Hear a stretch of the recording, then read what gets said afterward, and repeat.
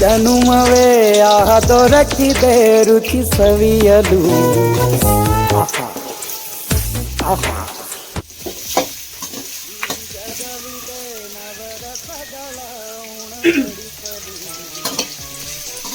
ಮನೇಲಿ ಹಾಕೊಂಡಿದ್ದೀನಿ. ಸ್ವಲ್ಪ ಗೋಲ್ಡನ್ ಬ್ರೌನ್ ಕಲರ್ ಬರೋವರೆಗೂ ಫ್ರೈ ಮಾಡ್ಕೋಬೇಕು.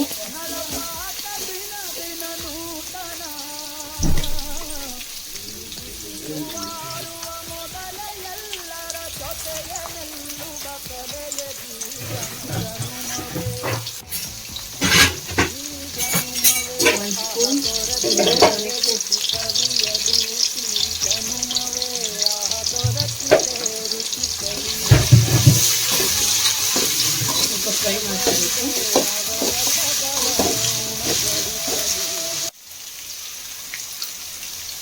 ನಂತರ ಸಣ್ಣಕ್ಕೆ ತೊಳೆದು ಎತ್ಕೊಂಡಿರೋ ವೆಜಿಟೇಬಲ್ನ ಹಾಕ್ಕೋಬೇಕು.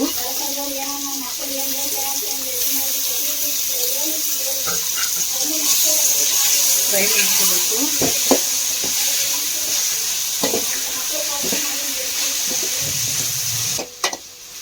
ಹಾಫ್ ಬಾಯ್ಲ್ ಆದರೂ ಓಕೆ.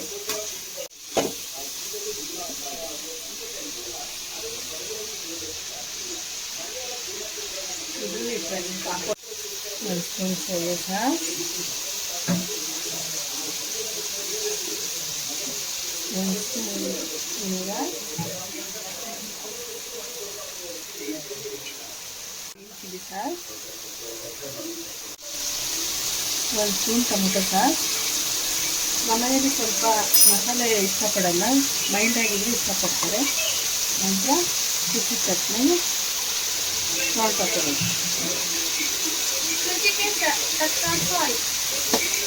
ಮತ್ತೆ ನನ್ನ ಮಗಳು ವಾಯ್ಸ್ ಕೊಡ್ತಿದ್ದಾಳೆ.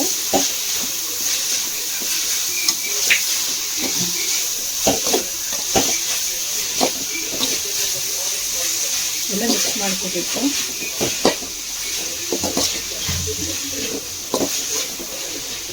ಇದು ಆಲ್ಮೋಸ್ಟ್ ಆಗಿದೆ.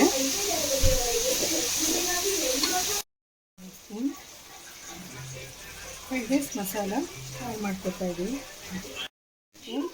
ಪೆಪ್ಪರ್ ಪೌಡರ್ ಆ್ಯಡ್ ಮಾಡ್ಕೋಬೋದು, ಆಪ್ಷನಲ್.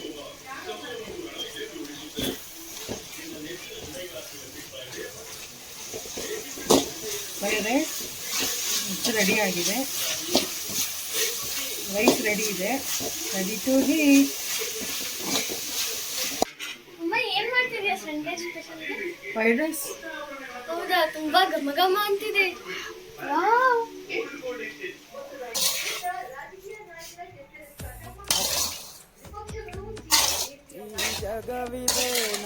ಇಂತೂ Sunday special fried rice ready ಆಗಿದೆ. ಹೇಗಿದೆ ಅಂತ ನೀವು ಮನೇಲಿ ಟ್ರೈ ಮಾಡಿ ನೋಡಿ.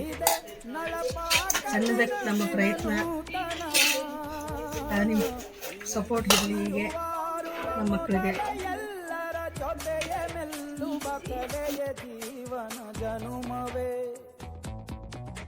ಈ ಜನುಮವೇ ಆಹ ದೊರಕಿದೆ ರುಚಿ ಸವಿಯಲು. ಈ ಜನುಮವೇ ನವರಸಗಳ ಉಣಬಡಿಸಲು.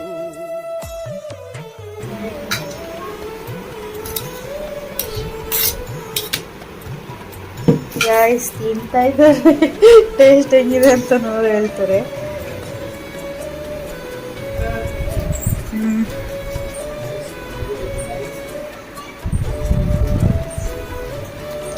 ಹೆಂಗಿದೆ ಟೇಸ್ಟು?